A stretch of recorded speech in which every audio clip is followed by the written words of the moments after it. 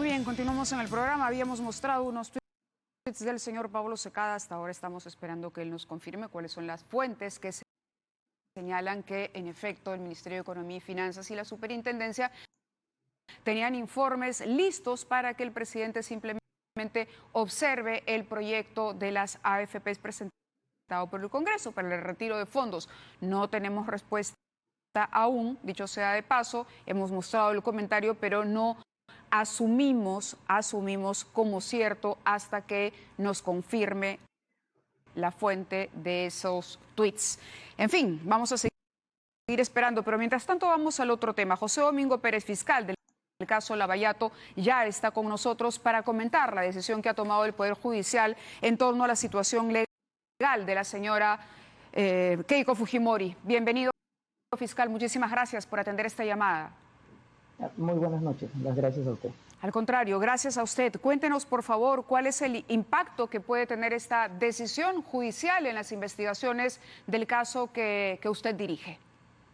Mire, la decisión de la sala no es la más afortunada, pero quisiera resaltar algunos aspectos que marcan el desarrollo del proceso a partir de esta decisión que nos parece arbitraria e injusta.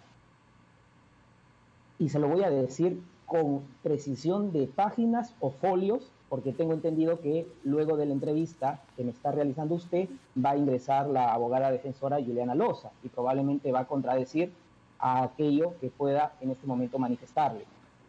Díganos. Página 15, página 20, página 29, 30 y 36 de la resolución de la sala de la Corte Nacional ha señalado que se acredita que Keiko Fujimori tenía conocimiento de los ingresos y aportes de dinero a su agrupación política. Además, señala que se acredita el incremento patrimonial de $1 millón y $200.000 que recibió de Odebrecht y de Jorge Barata para su campaña en el 2011 y $1.700.000 para la campaña del 2016. Se da certeza y acreditación a las declaraciones de Jorge Yoshiyama y Rolando Reategui, señalando que son coherentes, sólidas, y acredita que el testimonio de los falsos aportantes con los documentos bancarios. Señala la activa participación de Keiko Fujimori. Se reconoce que hubo aportes de Dionisio Romero, Vito Rodríguez, Enrique Gubins y otros empresarios para Keiko Fujimori, quien reconoce expresamente en la página 30 que ha recibido ese dinero. Página 33, señala la sala, el partido político Fuerza 2011, Fuerza Popular, actuaría como una organización criminal. Y finalmente, en la página 36, señala que se acredite el delito de obstrucción de la justicia porque el estudio Oré Guardia, que la defendía, ha impedido que los falsos aportantes declaren. Entonces, a mí me sorprende porque si la sala está reconociendo la acreditación de la comisión de los delitos por parte de Keiko Fujimori, ha dispuesto la excarcelación de la misma. Y esto lo encontramos de manera floja en su desarrollo o argumentación en la página 41, por ejemplo, que dice que han transcurrido 18 meses desde que Keiko Fujimori ingresó a un establecimiento penitenciario y el peligro de fuga se ha diluido. También señala en la página 44 algo que realmente es absurdo, que indica que no existe vinculación entre Keiko Fujimori con César Inostroza Pariachi, el ex juez supremo que está en este momento fugado en España.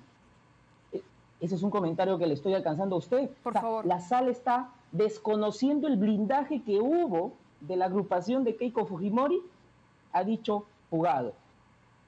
En la página 44 y 47 dice, a pesar de que se evidencia que Keiko Fujimori instigó a Arsenio Oré Guardia, dueño del estudio Oré Guardia, para que mediante amenaza impida u obstaculice la declaración de los falsos aportantes, sorprendentemente la sala nos señala que esto se puede evitar con restricciones, con una medida de comparecencia. Y concluyo para no ser tan largo. Página 47, textualmente dice la sala: el confinamiento de la investigada en un penal no garantiza que ésta pudiera seguir utilizando a terceros para amenazar o inducir a falsos aportantes. En cambio, prohibirle hacerlo bajo apercibimiento de revocársele la medida puede conseguir mejores resultados. En otras palabras, nos está señalando que en libertad va a cumplir las obligaciones por las cuales ella fue internada en 2 momentos anteriores por haber realizado esta obstrucción a la actividad de averiguación de la verdad. Y concluyo, disculpe usted, dos siga, aspectos por favor, importantes. doctor. Sí.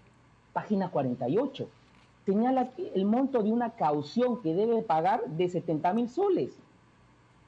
Cuando estamos dando cuenta que la propia sala ha reconocido que Keiko Fujimori ha recibido millones de dólares y soles. Página 15, textualmente señala la sala, millones de dólares y soles. Pero la caución que tiene que pagar Keiko Fujimori es un sencillo, para lo que ella justifica o tiene como ingreso según la sala. Y por último, lo que sí preocupa, porque pareciera que no hay justicia igual para todos los ciudadanos, es la justificación del COVID o del tema de los posibles contagios a través de la pandemia. Y ahí sí quisiera llamar la atención. El día de hoy, por ejemplo, la propia Corte Nacional ha dictado 2 decisiones totalmente opuestas para la señora Susana Villarán, a quien el equipo especial investiga, para quien el equipo especial ha solicitado su prisión preventiva y se ha opuesto a su excarcelación. La Corte Nacional a dicha persona le ha dado detención domiciliaria a pesar de que tiene 70 años, tiene una enfermedad grave como el lupus y estaba internada en una celda compartida con otras internas. En cambio, Keiko Fujimori, la propia Corte Nacional, le ha dado libertad con comparecencia a pesar de que no tiene enfermedades, previas, tiene 44 años y estaba en una celda privada, es decir, en una celda que no compartía con otras reclusas. Entonces, lo que estamos viendo acá es una justicia que no es igual para todos los ciudadanos, y más aún cuando el día de hoy hemos tomado conocimiento de que hay 100 internas del penal de Santa Mónica que también están suplicando que los jueces del país tomen nota de sus solicitudes para que sean excarceladas por la amenaza de esta pandemia. Eso quiere decir, sí, que desde su análisis habría aquí una situación de privilegio para la señora Fujimori. Bueno, yo le estoy señalando objetivamente lo que señala la resolución judicial. Establece que Keiko Fujimori hay fundados y graves elementos de convicción que la vinculan con el delito de lavado de activos en organización criminal y obstrucción a la justicia. Y el único fundamento que utiliza la sala para no mantener la prisión preventiva es de que le puede establecer restricciones para evitar que obstruya la investigación. ¿Qué posibilidades reales, diría usted, existen bajo esta nueva situación legal de Keiko Fujimori para obstruir o de que en efecto ella obstruya las investigaciones del equipo especial? Mire, este es un nuevo escenario que tenemos que analizarlo conjuntamente con el fiscal superior, el señor doctor Rafael de la Barba. Estábamos confiados que la sala, atendiendo de que había llevado a cabo una audiencia viciada sin la presencia del fiscal superior, pudiera dar marcha atrás, declarar la nulidad de la audiencia y una vez con cumplidas las formalidades, llevar a cabo esta audiencia de vista o de segunda instancia con participación del fiscal superior. Al no haber sucedido ello, entendemos de que la Fiscalía Superior va a interponer su recurso de casación y tendremos que reformular las estrategias de trabajo. La investigación iba a concluir a inicios de marzo a más tardar finales de ese mes. Pero esta circunstancia de la pandemia, del confinamiento, del aislamiento obligatorio, ha evitado que el personal y trabajadores del Ministerio Público puedan cumplir su labor. Y por lo tanto la actividad de investigación está paralizada. Y estamos ahora o actualmente en el mes de mayo. Y yo no le podría decir en estas circunstancias cuándo se van a restablecer las labores regulares o normales en la Fiscalía. La fiscal de la Nación, sí, lo, lo escucho. Termine la idea, por favor, no se preocupe. No, lo que estamos viendo es una circunstancia que ya lo había señalado el fiscal Vela anteriormente, un oportunismo, un aprovechamiento de parte de quienes están siendo investigados por el equipo especial. Y estamos viendo decisiones que no son iguales, que son decisiones arbitrarias, y yo pregunto más bien, ¿por qué los jueces no se dedican más bien a resolver de oficio estas 100 solicitudes de las internas del penal de mujeres de Chorrillos? Y han dado una prioridad o una celeridad para atender el caso de la señora Keiko Fujimori. La fiscal de la Nación ha coordinado con el equipo especial o se ha propuesto, digamos, alguna manera alternativa de capear las restricciones impuestas por la emergencia sanitaria y permitir que las investigaciones continúen de alguna manera? Mire, yo no le podría adelantar esa respuesta. Entiendo que el fiscal superior coordinador Rafael Vela sostiene reuniones con la señora fiscal de la Nación y estaremos a las expectativas cuáles van a ser las indicaciones o los lineamientos para cumplir nuestra función o desempeño. En este momento, como le digo, no podemos cumplirlo precisamente por las normas sanitarias que nos impiden poder llevar a cabo nuestra labor. Claro, le hago esta mención porque en la página 46, leía yo este punto, el 4.5.6, dice en un momento, a ver, la diligencia debida llevar a juicio la imputada a plazo posible si... correcto, dice, los órganos encargados de la persecución penal no muestran diligencia debida de llevar a juicio a la imputada en el menor plazo posible. Entonces, es una manera de decirle al equipo especial, no están siendo diligentes para formular una acusación en el menor tiempo posible y alargar, por otro lado, una prisión preventiva que pone en riesgo la situación de la integridad de la señora Fujimori. Mire, yo le agradezco mucho la pregunta porque eso me permite aclarar algunos aspectos que lamentablemente la defensa de los investigados por la corrupción lamentablemente tratan de colocar un mensaje equivocado en la opinión pública. Esta investigación se formalizó el 19 de octubre del 2018. Es decir, estamos dentro del plazo que señala la ley contra el crimen organizado, que es un plazo de 36 meses para llevar a cabo una investigación preparatoria. Sin embargo, ya en enero de este año, el fiscal superior Rafael Vela había anunciado que la investigación iba a concluir este primer semestre del año. Una vez concluida la actividad pericial, que podría ser finales de febrero, inicios de marzo, o concluyendo ese mes.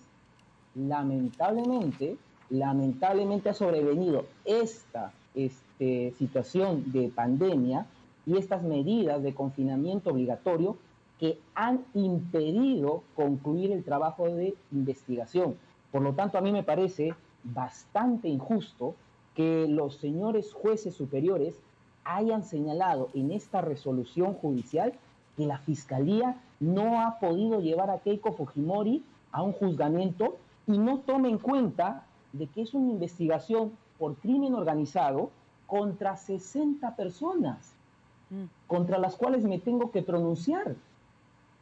Pero tenemos que entender de que los señores jueces superiores, Rómulo Carcausto Calla, Sonia Torres Muñoz, ya tienen antecedentes de haber escarcelado a personajes controvertidos en los casos Lava Jato, como fue Félix Moreno, José Graña y otros que dispusieron su libertad a pesar de los pedidos de prisión preventiva que la Fiscalía había solicitado oportunamente. Ajá. Entonces, ¿usted cree que esta sala en particular es una sala que ha sido muy flexible ante las defensas de los imputados, de los investigados por el equipo especial, por decirlo menos? yo no voy a hacer esa afirmación, pero sí le pongo Pero la acaba de hacer. a su consideración lo que ha sucedido el día de hoy. Mientras una sala de la propia Corte Nacional de Justicia impone detención domiciliaria a Susana Villarán, a quien la Fiscalía solicitó prisión preventiva y se opuso a la excarcelación, contra Keiko Fujimori, otra sala dispone comparecencia. Torres Muñoz, Carcaus Tocaya, Medina Salas, ¿tienen algún tipo de vínculo con la señora Fujimori? ¿Probado? Mire, yo no puedo hacer ningún tipo de afirmación porque usted sabe que cualquier palabra que pueda emitir luego implica que me abran un proceso disciplinario ante el órgano de control administrativo del Ministerio Público. Pero bueno, no lo hace simplemente por esa razón, por el temor a una investigación o a un proceso disciplinario. Si la cuarentena se levanta en el plazo establecido, ¿cuánto podría tardar la acusación contra Keiko Fujimori, doctor José Domingo Pérez? Mire, yo no le puedo adelantar esa posición porque eso va a depender cuáles son las condiciones laborales a las cuales nos vamos a someter. Casualmente, a mí se me ha abierto una investigación el día de hoy, justo le iba a preguntar por eso. Por haberme opuesto a una audiencia presencial en donde un juez, para resolver la excarcelación de Jaime Yoshiyama, me solicitaba que llevara los 300 tomos del expediente o carpeta fiscal. Yo me opongo por el derecho a la salud de los trabajadores del Ministerio Público y mío. Y por eso me han abierto un proceso disciplinario, el cual, bueno, coincidentemente me notifican a través de un medio periodístico. ¿No ha recibido usted un documento formal sobre esto? Aquí tengo la nota del diario Correo. Dice: la Oficina Desconcentrada de Control Interno del Ministerio Público abrió investigación preliminar al fiscal José Domingo Pérez por negarse a participar en la audiencia que pretendía analizar el pedido de Jaime Yoshiyama para variar la prisión preventiva que cumple por arresto domiciliario. Abrir indagación preliminar en la queja seguida de oficio contra usted en su actuación como fiscal provincial titular. Ninguno de los fiscales integrantes del equipo Lavallato o de cualquier otra fiscalía están asistiendo a las audiencias, porque lo que hace esta disposición o esta investigación es más bien colocarlo como un fiscal rebelde. Mire, yo no soy un fiscal rebelde, yo soy un fiscal que cumple las normas y hace respetar las mismas. Yo, respecto a esta decisión, no he tomado conocimiento de ella. Como usted lo señala, se ha dado a conocer a través del diario El Correo, también del diario Expreso, medios que parecerían ejercer la vocería del órgano de control interno del Ministerio Público. Voy a absolver los cargos en el plazo de ley una vez que me dé por notificado, pero también yo le digo que espero, así como la Fiscalía utiliza estos medios para dar a conocer este proceso disciplinario, espero que el Ministerio Público, a través de la Fiscalía Penal competente, señale si es que se ha abierto investigación penal contra el juez Santos Benítez Burgos por haber violado las medidas o normas sanitarias al haber convocado a la Fiscalía para la audiencia de variación de la prisión preventiva de Jaime Yoshiyama, en donde, bajo apercibimiento, me solicitó que llevara los cientos de tomos o carpetas fiscales. De acuerdo, doctor. Están los argumentos expuestos y le agradecemos esta comunicación con el programa, como siempre. Muy buenas noches. No, le agradezco a usted. Por favor, buenas noches. Muy bien, la respuesta de Juliana Loza, abogada de Keiko Fujimori. Juliana Loza está con nosotros ya conectada. Juliana, muy buenas noches, bienvenida al programa. ¿Qué tal, Mávila? Muy buenas noches. Encantada de estar en tu programa y gracias por la oportunidad de poder aclarar algunas cuestiones. Y empiezo por lo más importante, porque en verdad advierto, lamentablemente, una vez más, una indebida actuación de la Fiscalía en querer pretender confundir, en este caso, la opinión pública. Hay una gran diferencia, respetuosas ambas, y saludamos también, desde luego, la libertad de la señora Villarán. Creo que es lo que corresponde a ella como a otras internas que debieran de estar. Pero los orígenes o las fuentes de la situación jurídica son totalmente distintas. Así que no es que no vengan los fiscales, por favor, a confundir a la opinión pública en decir que cómo es posible que la señora Villarán, en las circunstancias en que está, se va con arresto domiciliario y Keiko con comparecencia con restricciones. Por favor, señores fiscales, dejen de confundir tendenciosamente la opinión pública. La señora Fujimori queda en libertad por un pedido, una apelación que nosotros hicimos, y ella viene privada de su libertad, producto de esta, digamos, por los efectos de la apelación, 3 meses, por actos dilatorios de la Fiscalía, no del Poder Judicial. Ahí sí quiero aclarar, la demora en resolver la apelación no corresponde al Poder Judicial, corresponde a la Fiscalía, por los actos dilatorios que ha tenido. Recién la semana pasada tuvimos la audiencia. Nosotros teníamos 2 pedidos, la apelación, que son por los fundamentos de fondo de la decisión dada el 28 de enero de este año de la prisión preventiva, y un pedido distinto que era el de cese, cuya audiencia era para el 6 de mayo, pero ya estos efectos, digamos, carece de objeto por lo del COVID. Así que son cuestiones distintas, Mávila, que habría que siempre tenerlas en consideración. No hay aquí ninguna circunstancia de privilegio.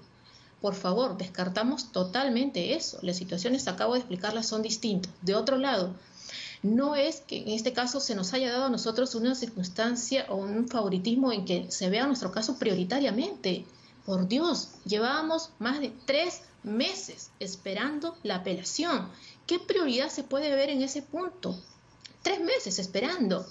La Fiscalía dice, invoca a los jueces que por qué no se dedican a ver otras cosas. Nosotros los invocamos también a ellos respetuosamente a que analicen la situación jurídica de cada uno de sus casos conforme a derecho, privilegiando no solamente el derecho a la libertad, el derecho a la vida también.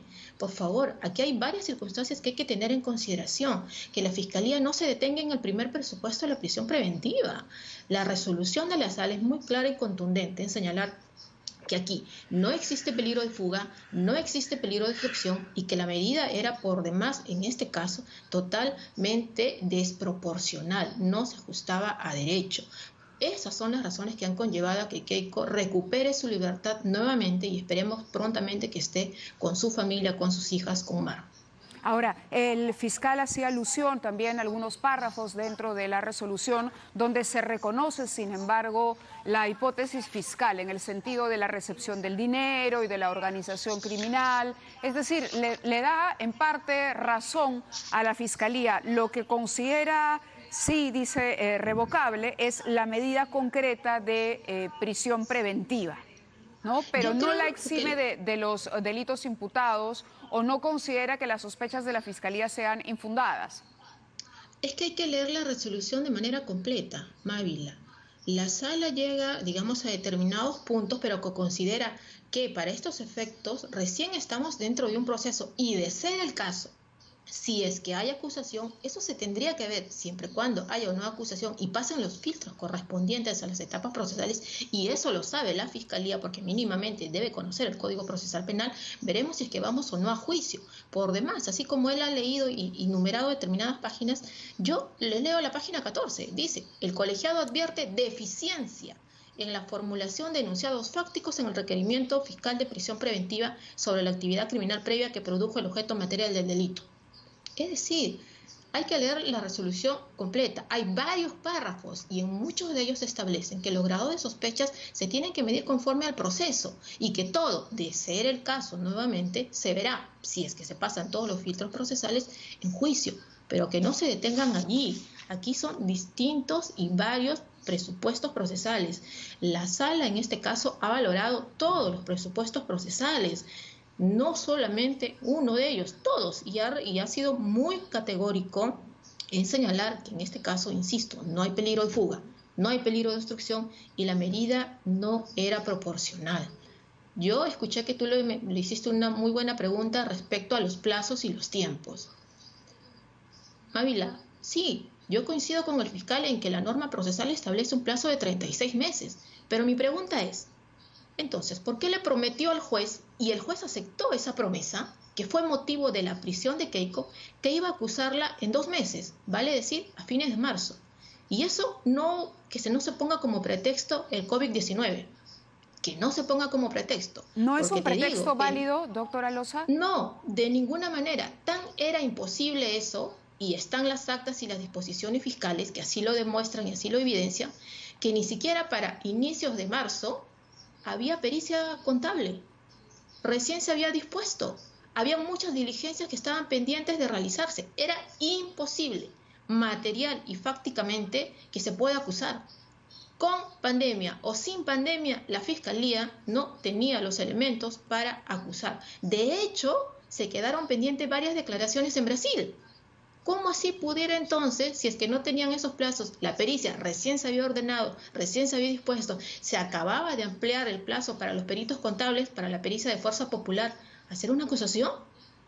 Con pandemia o sin pandemia, no iba a cumplir esa promesa que fue la que aceptó el juez para ordenar la prisión preventiva de la señora Fujimori. Por favor, señores fiscales, dejen de lado la obsesión para la señora Fujimori. Yo los invoco y los exhorto a que sean respetuosos del debido proceso, del derecho a la libertad y en este caso, más allá que no haya sido el criterio y el argumento para ordenar la libertad de Keiko, el derecho a la vida. Los invoco además. Quitémosles el nombre en este caso de Keiko, quitemos el nombre de la señora Susana Villará, pensemos en el grave problema que hay hoy en día de la situación penitenciaria en el país. Yo creo que es momento que todas las autoridades del país puedan, en este caso, tener como foco de atención urgente de tomar medidas e implementar medidas que tengan como propósito bajar el hacinamiento carcelario y resguardar la vida de muchos internos, porque los internos también tienen derechos y uno de ellos es el derecho a la vida. De acuerdo. Esta es una resolución que tiene plazo a la par con la pandemia, es decir, termina la emergencia sanitaria y la señora Fujimori volvería a prisión. No, de ninguna manera, porque precisamente esta resolución no es producto de una petición por riesgo de contraer COVID, de ninguna manera. Esta es una resolución producto de una apelación a las cuestiones de fondo que dieron lugar a la prisión preventiva decretada el 28 de enero de este año. De acuerdo, le agradezco, doctora Loza, que haya estado con nosotros esta noche también. Gracias, Mabila. Gracias a usted. Hacemos una pausa y regresamos con el ex embajador Alan Wagner para hablar de otros temas, de la relación ejecutivo-legislativo, de la transparencia, de la corrupción en estos tiempos y además de una solicitud. Un acuerdo nacional propone transparencia para refundar al Perú del Bicentenario. Volvemos con él tras la pausa.